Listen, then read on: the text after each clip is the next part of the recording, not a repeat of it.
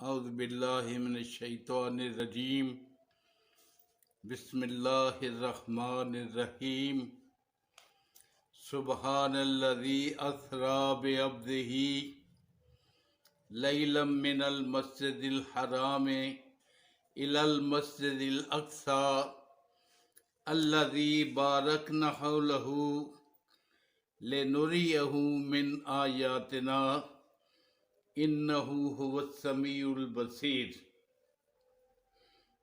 حضرات، میں نے 15ویں پارے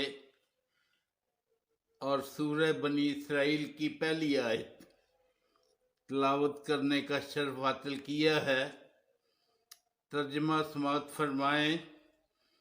پاک ہے وہ ذات جس نے سیر کرائی اپنے بندے خاص کو رات کے تھوڑے سے حصے میں مسجد حرام سے مسجد اقصی تک، وہ مسجد اقصی جس کے ارد گرد ہم نے برکتیں رکھی ہوئی ہیں،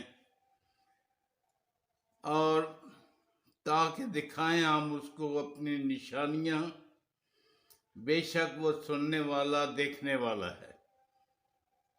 اللہ کریم نے اپنے ہر نبی کو اس کی شان کے لائق صاحب معراج کیا تاکہ اس کی امت پر واضح ہو جائے کہ نبی ہم جیسا نہیں، یہ صاحب عروج ہے۔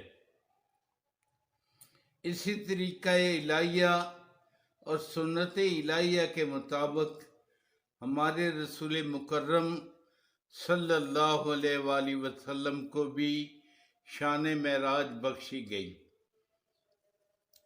جو لوگ اس آیت کے مطابق مسجد حرام سے مسجد اقصی تک جانے کے انکاری ہیں، گویا انہوں نے قرآن کا انکار کیا ہے، اور جو آسمانوں پر جانے کے انکاری ہیں وہ گمراہ ہیں، کیونکہ اس کا تذکرہ احادیث میں ملتا ہے۔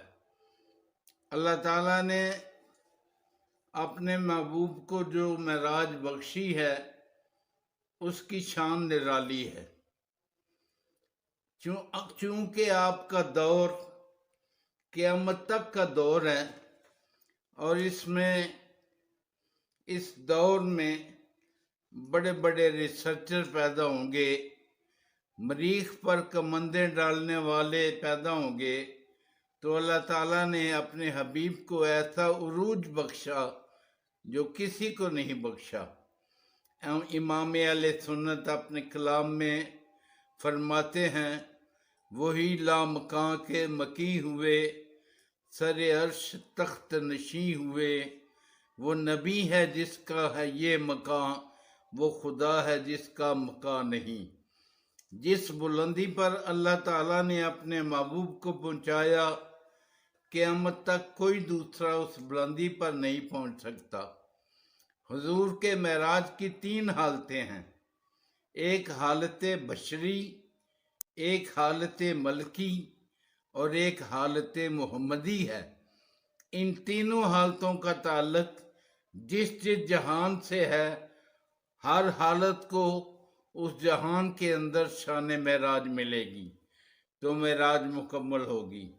بشریت کو مسجد اقصی میں یہ شان عطا ہوئی، اور یہ بھی امام اہل سنت نے بتایا، نماز اقصی میں تھا یہی سر، ایاہو مانی اول و آخر، کہ دست بستہ تھے پیچھے حاضر جو سلطنت پہلے کر گئے تھے۔ انبیاء کرام اپنے بشری اجسام کو لے کر مسجد اقصی میں موجود تھے، حضور نے ان کو نماز پڑھائی، سارے نبی آپ کے مقتدی بنے، اور آپ کی بشریت ان کی بشریت کے امام بنی۔ یہ آپ کی بشری معراج ہے۔ اور جب سدرۃ المنتہا سے آگے بڑھے تو کمال ملکیت رکھنے والا جبریل رک گیا، اس کی ملکیت پیچھے رہ گئی اور آپ کی ملکیت آگے بڑھ گئی۔ یہ حضور کی ملکی معراج ہے۔ اور آپ کی حالت محمدی کی معراج یہ ہے کہ وہ عرش جو تجلیات الہیہ کا مرکز ہے وہ پیچھے رہ گیا اور ہمارے آقا کی محمدیت آگے بڑھ گئی۔ سدرۃ المنتہا پر حضور نے جبریل سے کہا، جبریل آگے چلو۔ جبریل نے عرض کیا، اگر یکسر موئے برتر پرم، فروغ تجلی بسودت پرم، یا رسول اللہ اگر میں بال برابر بھی آگے بڑھوں گا تو تجلیات الہیہ سے میرے پر جل جائیں گے، آپ اکیلے ہی تشریف لے جائیں۔ اب جبریل آگے جاتے نہیں اور حضور کو آگے جانے سے روکتے نہیں۔ اگر جبریل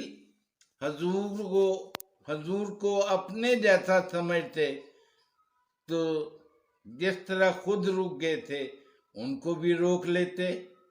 جبریل نے عقیدہ بتا دیا کہ میں نوریوں کا سردار ہو کر یہ عقیدہ رکھتا ہوں کہ نہ میں حضور جیسا ہوں اور نہ حضور مجھ جیسے ہیں۔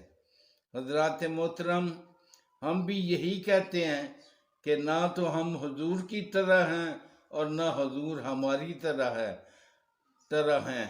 جان لو جبریل نوری ہے، اس کا عقیدہ بھی نوری ہے۔ اللہ تعالیٰ سے دعا ہے کہ وہ ہمیں اسی عقیدہ نوری پر قائم رکھے، آمین۔ وما علینا الا البلاغ المبین۔ جی تو ناظرین، یہ معراج النبی کے بارے میں بیان ہاشمی صاحب کی طرف سے سن کر بہت مزہ آیا۔ ایمان افروز واقعہ، بہت ہی زبردست واقعہ، بیان کرنے کا زبردست طریقہ، مزہ آ گیا، ایمان تازہ ہو گیا۔ امید کرتا ہوں کہ آپ کو بھی اسی طرح مزہ آیا ہوگا جس طرح کہ مجھے۔ بہت جلد ہاشمی صاحب کے ساتھ کسی اور نئی ویڈیو میں حاضر ہوں گے۔ اجازت چاہتے ہیں، اللہ حافظ۔